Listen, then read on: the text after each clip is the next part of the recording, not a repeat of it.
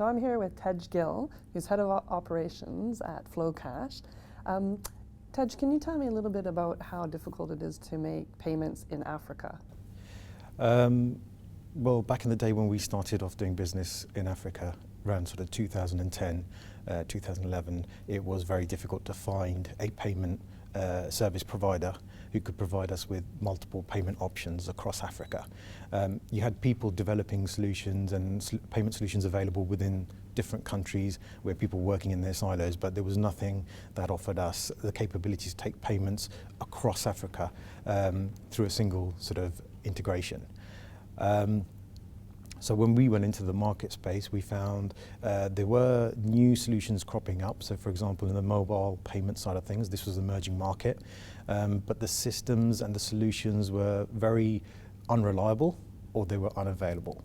And this was purely because the infrastructure, so there were a lot of disparate systems in place, a lot of interoperability between systems. So we found it difficult to find someone who could work with us and provide us with capabilities to have a very reliable and very effective payment solution in country. Okay, so how does FloCash really address these pain points?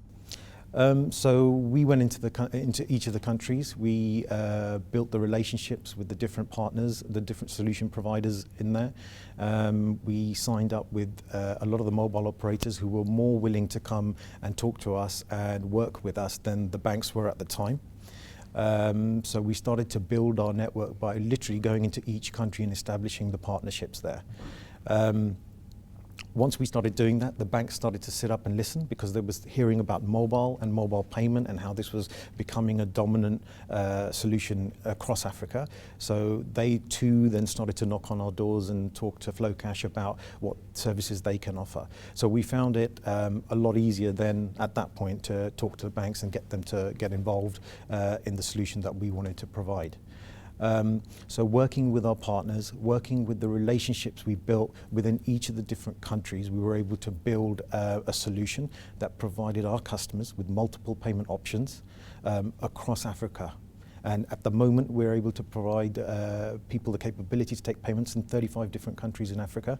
And we ourselves are based, have hubs in 22 different countries in Africa. And how did you develop the technology? So, again, the initial idea about building a solution came from the fact that our founder, Sirak Musay, was unable to receive payment for services or a reliable mechanism for payment for services within Africa for the solutions that he was providing. So he decided to go in himself and build a solution. So what he did was build the relationship with the banks, talk to them, talk to the mobile operators, and then we developed the solution ourselves. We have a team in Vietnam that supported us to develop and build a solution. And then it's supported in India, and it's supported here in London as well, which is where we have our data center. But essentially, we went in and we forged the relationships with the right people to be able to build a network. And at the moment, we're one of the first people who are able to offer a true African global African footprint for a payment solution. Okay, and what is the benefit of being based in London and let's say here at level 39? So this, we believe, is a fantastic location. We believe we're at the hub of the financial trade industry, and we are able to talk to our customers in mainland Europe. Being in London, we can also talk to our customers in the US.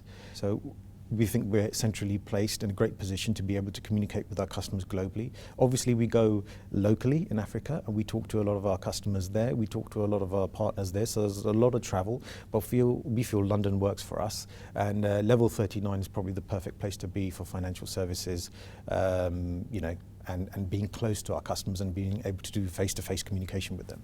Excellent. And what kind of regulatory hurdles did you have to overcome in order to be FCA regulated? To be honest with you, there weren't many hurdles. I mean, we offer two services. So one is cross-border payments. And for us to be able to connect our customers outside of Africa to be able to offer that type of solution for their own customers, we had to be FCA regulated. So we literally worked through the FCA requirements one by one. built our solution, built our compliance around what they required, and we were able to get authorization, not an issue. At the moment, we're going through our PCI compliance certification as well, and we're following the same approach, working through the requirements one by one, and then delivering all the requirements that are needed in order to meet the PCI compliance. Locally, obviously in Africa, there are requirements in each country that are set by the local regulators, the government, but we work with our subsidiaries there. So they offer us the capability to comply with the local rules and regulations, and that's really what's helped us build our network with their support. Excellent. Well, thank you so much, Tej. It was really nice to have you here today. Thank you.